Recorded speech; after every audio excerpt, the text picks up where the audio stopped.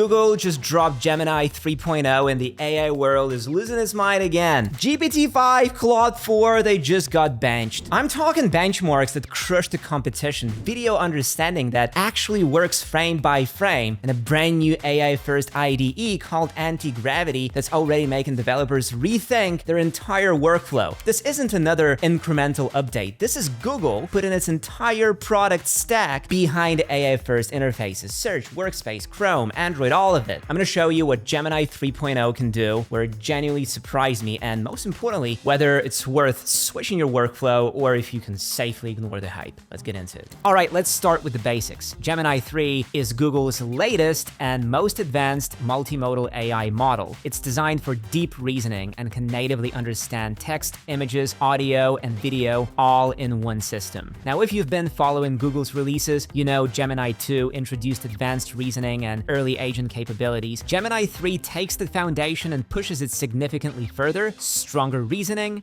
better multimodal understanding, and much more sophisticated agentic behavior. What does agentic behavior mean? It means the model can actually do tasks for you across multiple tools, not just answer questions in a chat window. Think organizing your inbox, booking travel from email details, or generating custom code and deploying it live. There are three main variants you need to know about. First, there's the standard Gemini 3 model: fast, efficient, great for everyday tasks. Then there's Gemini 3 Pro, which is the flagship. This is the one crushing benchmarks and handling ultra long context windows up to 1 million input tokens. Finally, there's Gemini 3 Deep Think, which is optimized for complex reasoning tasks that require multi-step problem solving. It's slower, but when you need to work through a hard problem, coding, research, planning, it's worth the wait. When new models like this drop, my inbox explodes with questions. Should I switch? What's actually different? Is this just hype? And honestly, I get it. The AI space moves so fast that it's exhausting to keep up. That's why I built AI Master Pro. It's your home base for cutting through the noise. Inside, you get bite-sized lessons that explain exactly what these benchmarks mean, weekly AI digests so you never miss major drops like this, plus tools like Ask AI Master, where you can literally ask your personal AI coach what's the difference between Gemini 3 Pro and Deep Think and get a clear answer in seconds. No fluff, no hype, just the info you actually need to make smart decisions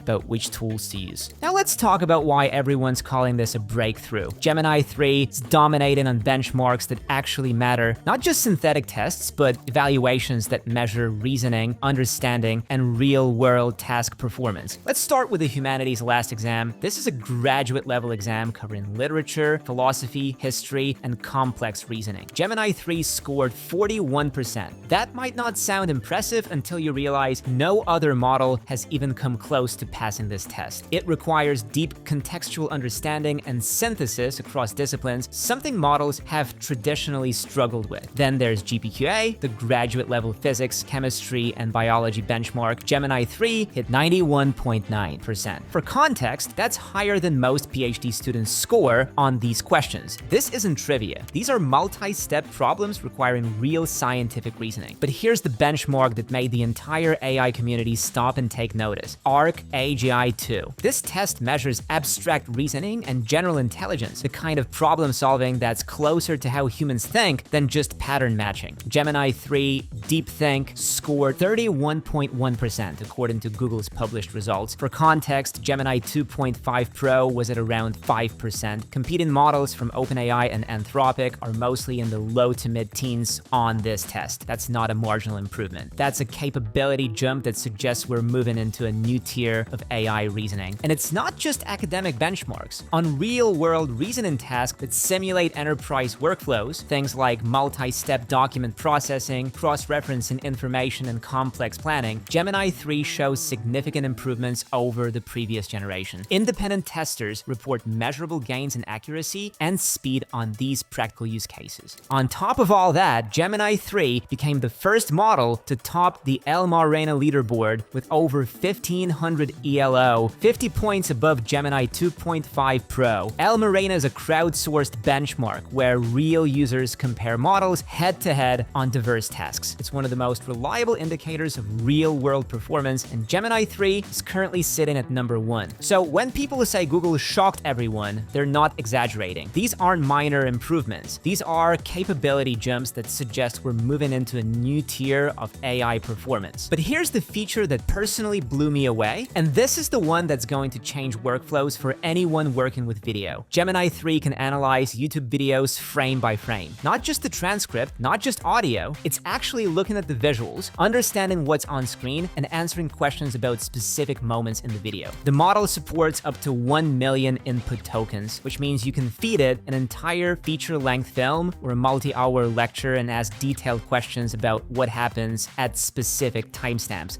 I tested this myself. I uploaded a 13-minute AI master video to Google AI Studio, and I asked Gemini, what's on screen at 7 minutes and 32 seconds? It came back with a precise description. Not just what I was saying, but what was visible on screen, the slides, the props, even my outfit. That level of detail is something no other model can do right now. Why does this matter? If you're a content creator, this is a game changer. You can instantly generate chapter markers, pull thumbnail stills, create video summaries, clean up transcripts with visual context, or even spot editing mistakes. You don't have to scrub through hours of footage manually anymore. Just ask the AI. For educators and researchers, imagine uploading a lecture or documentary and being able to query it like a database. Show me every moment where this concept is explained visually. What experiments are demonstrated between minutes 10 and 15? This kind of capability opens up entirely new ways to interact with video content. And for developers building video apps, this is huge. You now have access to a model that can natively process video in ways that were impossible before. Think automated highlight reels, intelligent video search, real-time content moderation, all powered by Gemini 3's frame-by-frame understanding. Okay, speaking of visuals, if you're running ads or building a brand, you need UGC content, user-generated style ads. But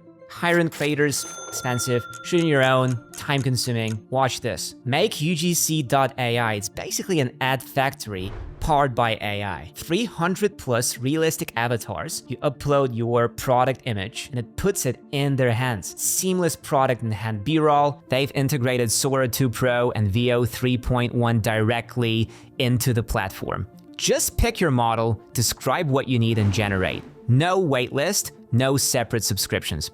You write the script, pick the avatar, hit generate, boom, TikTok ad, Instagram reel, YouTube short, done in minutes. I tested this last week, 30 ads for an e-commerce brand in under an hour. Multi-language support, so I ran the same script in English, Spanish, and German, cost cents per ad, not dollars, cents. If you're running campaigns at scale, affiliates, marketers, e-commerce, this is how you move fast without burning budget and agencies. Try makeugc.ai, your ad factory. Now let's talk about what Google's doing with search, because this is where things get weird in a good way. On day 1 of the Gemini 3 launch, Google rolled out AI mode in search, but this isn't just a chatbot slapped on top of search results, it's something called generative interfaces, and it's honestly kind of mind-blowing. When you search for something in AI mode, Gemini doesn't just give you links, it dynamically generates a custom user interface tailored to your query. Let me give you an example. I searched for AI automation tools comparison. Instead of a list of links, Gemini built an interactive comparison table with pricing, features, pros and cons, and clickable modules to explore each tool in depth. The layout was clean, magazine style, and it felt like someone had hand-designed a landing page just for my question. There are 2 types of generative interfaces. The first is visual layout mode, which gives you that polished, structured design. The second is dynamic view mode, where Gemini literally codes a custom UI in real time. If you're searching for something that requires interaction, like filtering data, comparing specs, or exploring options, dynamic view lets you manipulate the interface live. It's like search became an app builder. Why is this important? Because it changes the fundamental model of how we interact with information online. Instead of clicking through 10 websites to manually compare data, the AI synthesizes everything and presents it in the format you actually need. It's faster, cleaner, and way more useful than traditional search results. And this is just the beginning. Google is integrating Gemini 3 across Workspace. Docs, Sheets, Slides, Gmail, all of it. Imagine asking your spreadsheet to generate a pivot table showing quarterly revenue trends and highlight anomalies, and it just does it. Or asking Gmail to draft replies to all unread emails from clients this week and flag anything urgent. That's the direction this is headed. All right, developers, this one's for you. Google just launched Antigravity, a brand new AI-first IDE that's already competing with Cursor and Windsurf. And I've got to say, after spending time with it, this thing is legitimately impressive. Antigravity is built on a fork of VS Code, so the interface will feel familiar if you've used any modern code editor, but it's powered by Gemini 3's coding capabilities, and that makes a huge difference. The model can handle long horizon tasks, meaning you can give it a complex multi-step coding goal and it'll work through it systematically instead of just spitting out a single function and calling it a day. For example, I asked Antigravity to build a landing page with 3 pricing tiers, contact form, and mobile responsive design. It wrote the HTML, CSS, and JavaScript, set up the folder structure, deployed a local preview, and even took a screenshot to show me the result. No hand-holding, no debugging a dozen errors, it just worked. Now, it's not perfect. Sometimes the model will declare victory while there are still errors lurking in the code. You definitely need to review what it's doing. But compared to other AI coding tools, Antigravity feels more capable at understanding the bigger picture of what you're trying to build. One of the most interesting features is function calling for agentic tasks. This means Antigravity can execute multi-step workflows that go beyond just coding. For instance, it can organize your inbox, manage task lists, or even coordinate between different tools in your development environment. It's early days for this stuff, but the potential is huge. What makes Antigravity interesting is that it integrates with existing development tools like Cursor, GitHub, JetBrains, and others. It's designed to fit into your current workflow rather than replace everything. Google's positioning this as a platform that works alongside the tools you already use, which is a smart approach for developer adoption. If you're building software, experimenting with automations, or just trying to code faster, Antigravity is worth testing. It's free during the preview phase, and honestly, it's one of the most capable AI coding assistants I've used. Let's get practical. What can you actually do with Gemini 3 right now that saves you time, money, or mental energy? For content creators, the video understanding feature is the obvious win. You can analyze your own videos to generate chapter markers, pull quotes for social media, or even identify the best moments for thumbnail stills. If you're repurposing content across platforms, turning a YouTube video into blog posts, tweets, or LinkedIn carousels, Gemini 3 can handle that entire workflow. Just feed it the video, describe the output format you want, and it'll generate everything. For developers and builders, Gemini 3 Pro is a powerhouse for code generation, debugging, and API integrations. The ultra-long context window means you can dump an entire code base into the model and ask it to refactor specific modules, find bugs, or suggest optimizations. If you're building dynamic UIs or prototyping new features, the speed and accuracy are genuinely helpful. For knowledge workers, product managers, marketers, analysts, consultants, this is where the Gemini agent comes in. It's currently limited to Google One AI premium subscribers in the US, but it's a glimpse of where this is headed. The agent can organize your inbox, draft replies, book travel based on email details, and manage tasks across tools. It uses function calling to execute sophisticated multi-step workflows, which means it's not just answering questions, it's actually doing things for you. Now look,